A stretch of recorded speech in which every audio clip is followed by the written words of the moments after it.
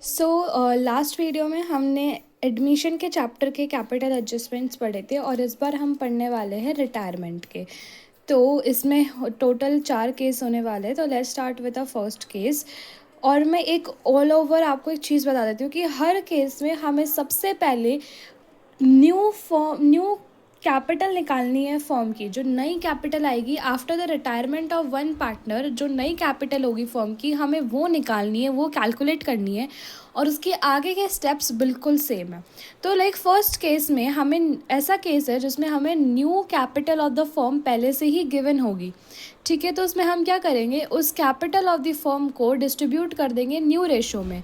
हम सीधा सीधा जैसे कि हम लोग एडमिशन में भी करते थे, हम लोग जो कैपिटल आती थी नई, उसको फिर हम लोग क्या करते थे, नए रेशियो में बांट देते थे पार्टनर्स के।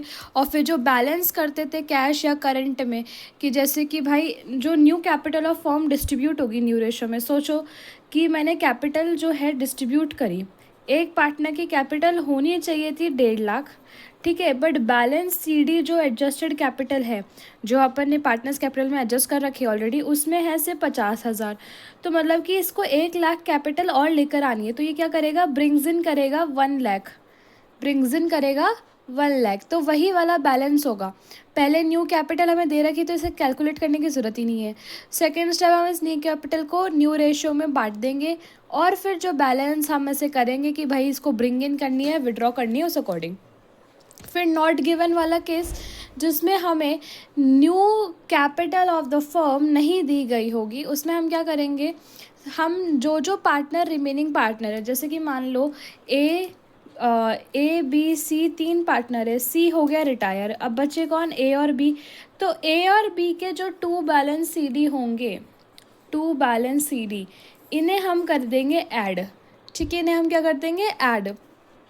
सो now we know new capital of the firm. अब हमें क्या पता चल गई, न्यू कैपिटल फर्म की न्यू कैपिटल निकालने के लिए हम रिमेनिंग पार्टनर्स के 2 बैलेंस सीडी वाले अमाउंट को ऐड कर देंगे और हमारे पास क्या आ गई है, फर्म की न्यू कैपिटल। और फिर हम आगे का जो फॉर्मेट है यही फॉलो करेंगे कि हम न्यू कैपिटल को न्यू रेशियो में बांट देंगे और फिर बैलेंसिंग करेंगे।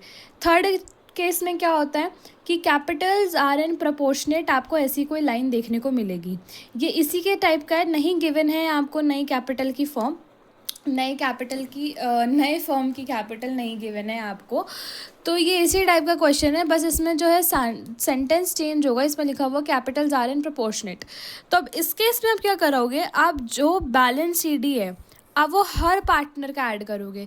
जैसे कि मान लो ए बी सी 3 पार्टनर है, सी रिटायर हो जाता है, लेकिन आप इधर जो 2 बैलेंस सी डी है वो ए का भी करोगे ऐड, बी का ऐड करोगे और सी का ऐड करोगे।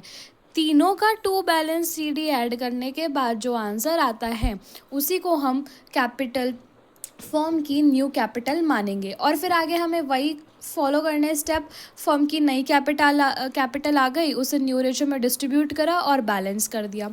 फिर फोर्थ केस आता है कि immediate payment to retired partner plus amount should be maintain in cash या बैंक बैलेंस। तो हमें क्या बोलता है कि भाई आपको इतना अमाउंट तो है ना रिटायर्ड पार्टनर को पे कर देना है, ठीक है, क्योंकि रिटायर पार्टनर की गुडविल होती है, प्रॉफिट एंड लॉस होता है, रिवेल का प्रॉफिट होता है, रिजर्व्स होते हैं, ये सब रिटायर पार्टनर अपने शेयर का लेके जाता है। तो फर्म को जो है पेमेंट करनी होती है रिटायर्ड पार्टनर को, जो भी उसका शेयर है, जो अमाउंट है वो देना होता है। तो आप उसमें से आप इतना दे दो और वो बोलता है कि इतना आपके पास मेंटेन होना चाहिए कैश में बैलेंस। तो फिर हमें क्या करना है, add adjusted capital of all the partners. इसमें भी हम सारे पार्टनर्स की ऐड करते हैं, क्योंकि इस क्वेश्चन में भी कैपिटल्स आर इन प्रोपोर्शनेट वाला वर्ड देखने को मिलता है। तो इसमें भी प्रोपोर्शनेट वाला वर्ड देखने को मिलेगा, 100% मिलेगा। इसलिए हम इसमें कैपिटल जो है एडजस्टेड कैपिटल ऐड कर देंगे सारे पार्टनर्स की, ए बी सी डी जितने भी पार्टनर्स हैं सबके एडजस्टेड कैपिटल ऐड करेंगे। और जितना अमाउंट इसने हमें रखने को बोला है कि आप अपने कैश या बैंक बैलेंस में इतना अमाउंट रखो, हम उसे ऐड कर देंगे कि ठीक है।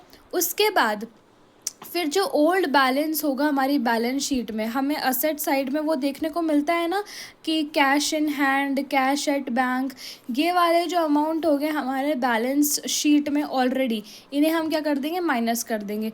अब जो आंसर होगा, जो इसका आंसर आएगा वो क्या होगा, फर्म्स न्यू कैपिटल। ओके,